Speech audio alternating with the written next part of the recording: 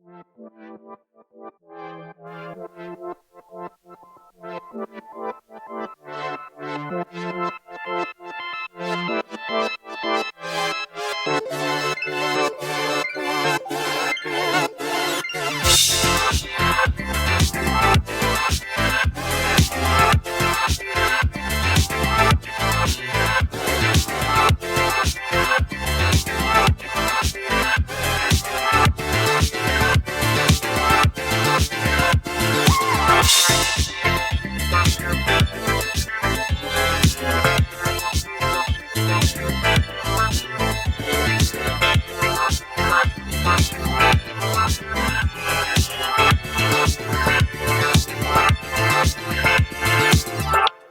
friends, it's Lauren Jackson from Kids Ministry Circle, and we are here today at Coast Hills Church in Southern California, the church that I grew up attending, so this is very fun. And I'm here with Pam, who is the Kid Life Director here on staff. Pam, thanks so much for being in our video. No problem. Why don't you tell us a little bit about yourself and a little bit about Kid Life here at Coast Hills? My name is Pam, and I have been coming to Coast Hills for a really long time, but I've been on staff since about 2008 in different roles as far as the Kid Life hallway. I was a MOPS teacher and then an assistant to Miss Debbie, and then just about 3 months ago, I became the Kid Life Director here at Coast Hills Church. That's great. Talk to me about what does Sunday morning look like? How many kids do you see in your hallway? How many volunteers does it make Kid Life happen on Sunday morning? We have two services here at Coast Hills, 9 and 11. 9 is our busy one, and amazingly, we have some amazing students here at our church, and they help run that Kid Life hallway at 9 o'clock. All my volunteers at 9 o'clock are high school or junior high, except for about 3 consistent ladies who have been here for a really long time. 11 o'clock is a little smaller. We only have a couple rooms, but still we average about 30, 35 kids at 11, usually about 50, 55 at 9. That's awesome. That's great. Okay, so here we are at your check-in desk. Yes. Now, if kids ministry leaders would jump in here and say, you only have one check-in desk? That's impossible. How could you check in all your families with one computer? Talk to us about the unique way that you check in your families here at Coast Hills. So this is our main check-in, and we can put new families in here. We can also check in families, but we have volunteers that roam around here in the lobby and also outside with handheld iPads. So they can meet a family outside, greet them, check their kids in. Parents can come in, grab their tags from the printer or from the volunteer, get tagged up in the hallway.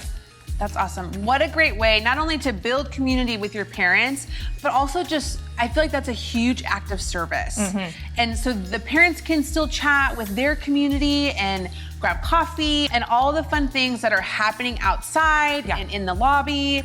And they don't have to rush over here to print their tags. No, exactly. You guys are meeting them right where they're at, which I think is such a unique and special way to do check-in. So what backend system do you guys use to make that check-in happen? We use CCB. Great. So it's Community Church Builder allows you, and a lot of other check-in systems allow that ability to roam. Yeah. But I know I have previously used CCB and also had check-in on my phone, which is really nice. So let's jump in and walk through your hallway.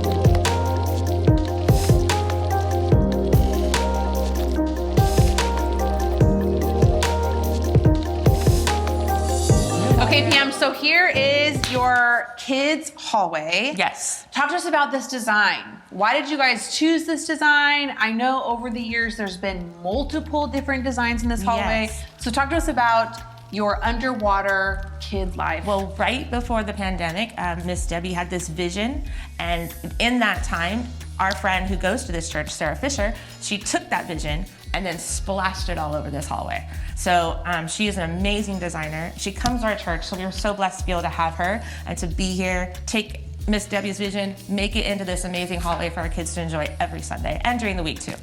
That's awesome. All right, let's keep going. Let's jump into one of your classrooms. Okay. Pam, so this is your room that you have specifically designed with moms in mind. We do have some moms that aren't ready to let go of their littles to a classroom yet. So we open this on Sunday. They can still check in, but they come in here with their child. We pump the service in. There's toys, there's diapers, whatever they need in here, just so they can kind of feel comfortable. They are allowed to go into the room where their child should be, just to kind of get the feel with their child. And then they usually will stay in here the whole service, but that gives them a chance to just themselves feel comfortable. I know that's hard to let those littles go. We start at 6 months in that room, so sometimes that can be difficult for moms, but this space is designed for them just to get that comfortable feeling, so when they do let them go, they have a little bit of peace of mind. Yeah, that's awesome that you guys are able to pump in the service. That's really sweet, so that they can hang in here and not miss out Right, exactly. on things. Still be able to have some church and be with their little.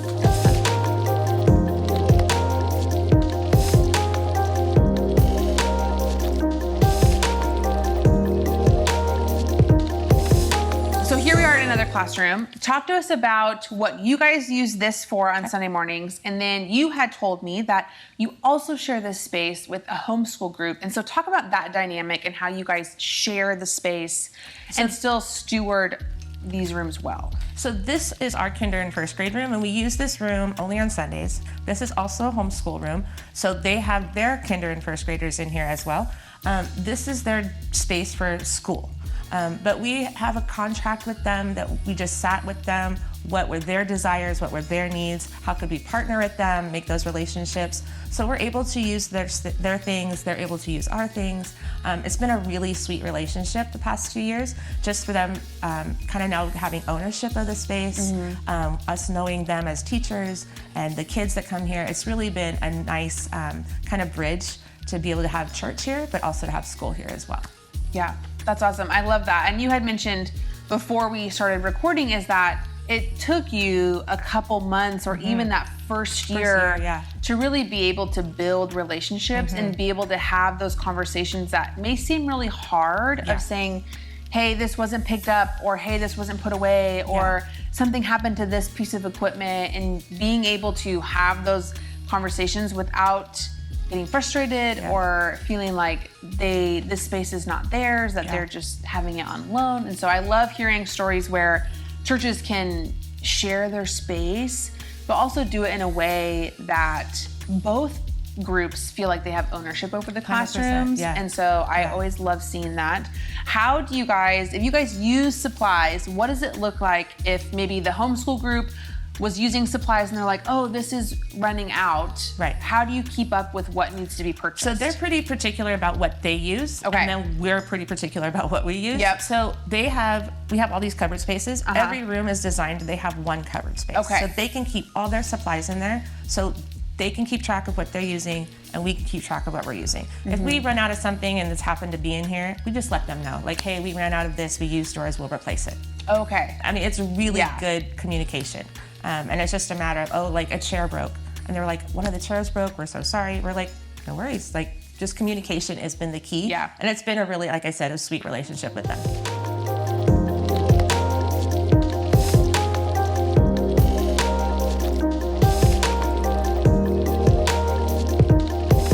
Okay, Pam, here we are in your large group room, which has obviously turned into one of my favorite rooms because you have taken this underwater theme and made this cute little snack shack and all the books of the Bible on the wall and like this cute surfer theme. So how do you guys use this room on Sunday mornings? Who comes in here? What does it look like? So this is a large group room for 2-year-olds to kindergarten. And so they'll come in as a classroom. There we play a game with them, we do some praise and worship, and then we do our GROW curriculum with them. And that's what this room is, but they come in class by class. So each group has their own little small group time, which has been super cool. And they love coming in here. They get to watch the video, they get to do music. Just the vibe in here is super cool. And so I just love this room. And they get to, and they'll ask questions like, what are these? Even the little guys. I was like, books of the Bible. We're gonna learn books of the Bible. So, I mean, it's just cool to see their eyes and their little minds like light up to things that they're learning. So it's been super cool. This is one of my favorite rooms. Yes, I love when there's books of the Bible or foundational truths or something that you want the kids to see and recognize and remember on the walls in large group rooms, because it does, like when you think about even those preschool, kindergarten age, they start to recognize letters. And so then they start to recognize, oh, well, there's an E, E's in my name, but then you're like, oh, but this is also Esther and the book of the Bible that talks about Esther's story. And so it's just such an easy way to weave in biblical truths 100%, every single Sunday when they come in. Yeah, it's just so cute to see their brains just go, Like, Yep. oh, ding, ding, ding. Yeah. It's super fun. Yeah. Okay, I want to talk about your little ice cream counter over here, Okay. which is not really ice cream. No, but no, it's, no. But there are for some fun goodies in fun there. treats. So talk to us about how you guys use. So we Yes. have, every month there's a different Bible verse. So we go over the Bible verse every week. And if at the end of the week they can tell their leader the Bible verse without any help, they get to come in and pick from the prize box. So fun. Yeah. And they know that that prize box is full of the good stuff. So Yep. they like to learn that memory verse. The first Sunday of every month, we send home a coloring page, which is their memory verse, so that they can post it up for the month. And then they can keep learning it throughout the week at home and then when they're here with us. Cute. What kind of surprises are in there? Bracelets, yo-yos, Play-Doh, some loud toys that the parents don't really like so much. But we put them in there anyways. Yep. 'Cause the kids All the love good stuff. Yeah. That's so fun. Okay, let's take a look at your elementary large cups. Okay.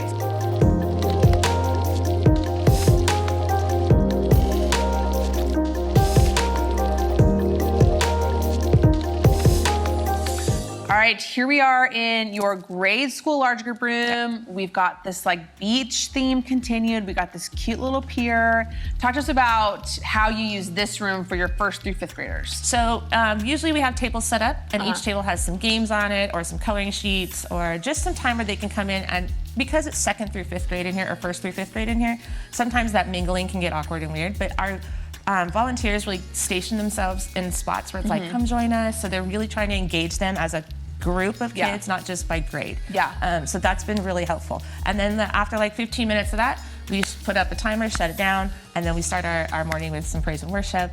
We do a game usually, then some teaching, some Grow TV. Yep. And then they break out from here into small group and end the morning in a different room. Okay, so does anybody stay in this room or do they all go out into small group rooms? We're out of here. Yeah, everyone leaves this room like 10. Yeah. So they're in here about a half hour. That's awesome. Yeah. Okay, I just learned this. Talk to us about what seems like your projector screen. I'm obsessed with it. This is just a white wall that has been framed by our beach theme. Yep. So we just have the projector that shoots up to that, and so it's not a screen at all. Just a white wall.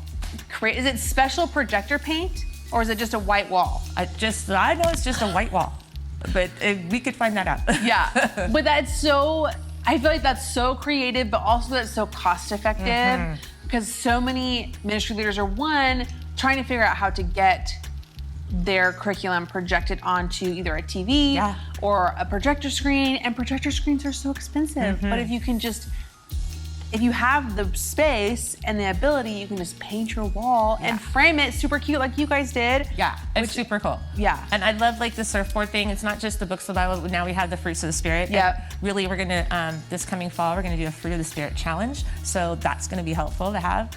Just kind of those little reminders everywhere for them to pique their interest and be mindful of what's going on. So it's pretty cool in here too. That's awesome.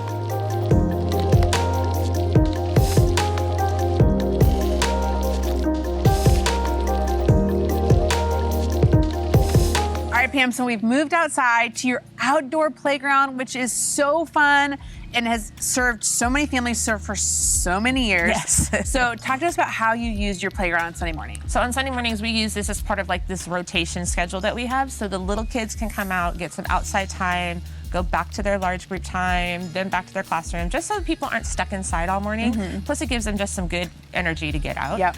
We share this also at the homeschool. They're able to have their lunch time out here, and we share actual bikes and everything with them. So that's been super exciting for us that we were able to do that with them, because equipment on a playground can be expensive too. So that's been helpful. Yeah. So we rotate in and out of here throughout the morning. We keep this shut for safety reasons, and we just use it so when it's raining, no, but outside, like every Sunday. Yeah, every Sunday that you can, which Yes. is obviously the perk of living in Southern California. You probably get a lot of use out of it. Exactly. And sometimes they don't want to come back in, which Right. Yes, which can be hard. Do you open this at all during the week for like maybe your families? Do you ever host like a park day where your church families can come and use this park, or is it just kind of designated for your homeschool It's usually family? designated just for church and homeschool families. But I think there's people on the weekends that probably come in and just use it when they want to, which is fine. Yeah. But no, we don't really do anything like that. Usually we go off-site for like park days and stuff.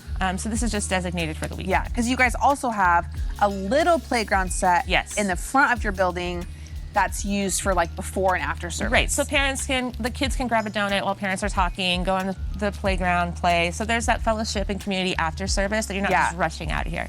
Yeah. So I think that's been super a good addition for us out there. Yeah, because this is in the back of your building. Yeah.